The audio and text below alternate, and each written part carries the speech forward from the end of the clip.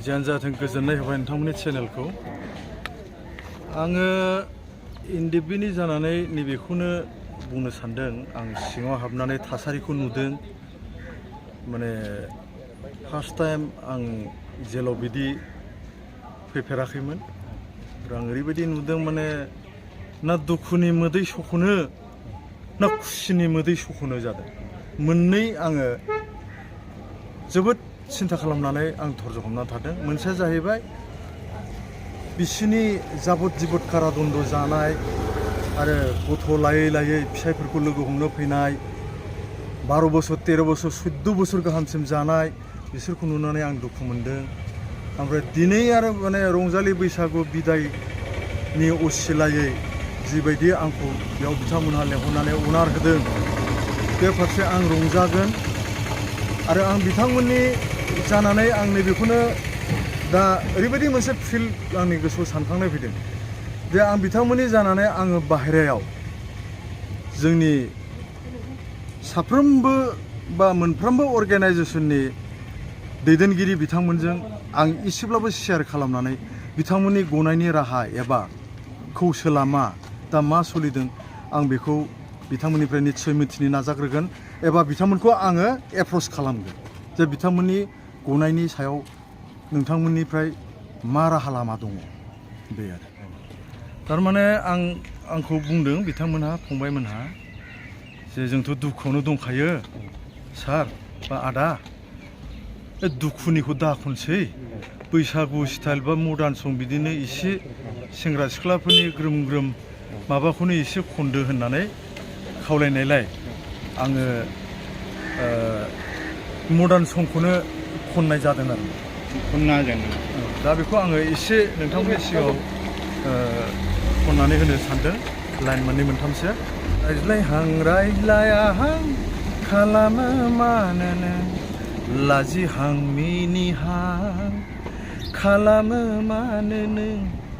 रायज्लायाहां खालामो मानोनो लाजिहां मिनिहां खालामो मानोनो फाग्ला जायो आङो नोंनि बे आखलावनो फाग्ला जायो आङो नोंनि बे महरावनो रायज्लायाहां खालामो मानोनो लाजिहां मिनिहां खालामो मानोनो आङो मोननै मोनथाम खोनादों मोननै मोनथामा मा खायसे अलरेडि 13 बोसोर नामा जाखाबाय जाहैदों ओमफ्राय बिसोरो जुदि रावबो इनिसियेटिभ लाथाराब्ला 2 बोसोर बा 3 बोसोरनि गेजेराव गाव हारसिंनो गलांनायनि माबा मोनसे परिबेस फैयो जाहैदों बेखौ आंनो खिथादों सानै साथामसोआ ओमफ्राय जाय बिथां सासे बबेनिमोनथाय आं बिसेस जायगानि नामखौ बावबाय बिथाङा फासिनि अर्डार मोननाय आङो जोबोद शेयार खालामदों दहाय खोब दुखुनि बाथ्रा खिथादों दा आं बुंदों नोङो नार्भास जानो नाङा आंथ' बेखिनिखौल'सो बुंबोनो हाबाय दा बे ओमफ्राय खायसेया 9 बोसोर 10 बोसोर जानाय दं दा बिथांमोनहा बुंदों मा माने जोंनि थाखाय सारा बाहेरायाव थांनानै एसे माबा मोनसेसो दैदेनगिरिफोरजों एसे रायलायनानै बा बर' रायजो राजानो एसे मेसेज होदो जों इसोरनि अननायाव बोरैबा गनाय बायदि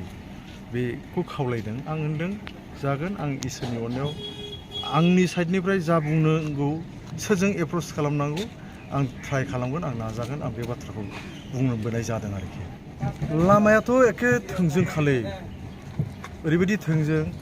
जों खौसे जानानै आवगायलाङाब्ला जोंनि जा आद्रा सिमां आं बुजिदों एबा आं नुहुरदों बे मालाबाबो खौसे जानानै जोङो सिगां लाङाब्ला बे पसिबोल जानाय नङा बेनिखायनो आं एखे बिनम्र अनुरद आं गुरै खावलायदों जोंनि मोनफ्रोमबो केटागरिनि मोनफ्रोमबो थाखोनि जोंनि दैदेनगिरिनिफ्राय आरम्भ खालामनानै रायजो राजानिसिम आंनि खुलुमनाय बेनो आंनि आरो जोबथि खुलुमनाय आरो आं खुलुमबाय थागोन रिकुवेस्ट खालामबाय थागोन जे जों फै खौसे जानो खौसे आगान सुरनि मोनसे गारांजों मोनसे सोदोबजों जों मेथाइ रोजाबनि होमब्ला जों जोंनि गलाव सहैयैनि जेबो माने गैया। देंखोखौ आङो बोगासिनो दङ, आं रेकर्डिं रिसेन्ट खालामनो नागिरदों। आं गेजेर गेजेरबो हगारबाय थायो। आं बेखौ रिसेन्ट माबा इनकमप्लिट मेथाइआ आं दा खोनासंहोनो हानाय नङा। आङो माने मा जों खौसे जानो हाया नामा? खौसे जानायाव माबा उसुबिदा दं बा मा उसुबिदा थानो हागौ? बाथ्रा आं स्टार्टिंखौ बिनिफ्राय लांगोन आरोखि। जों मानो खौसे जानो हाया बे आरो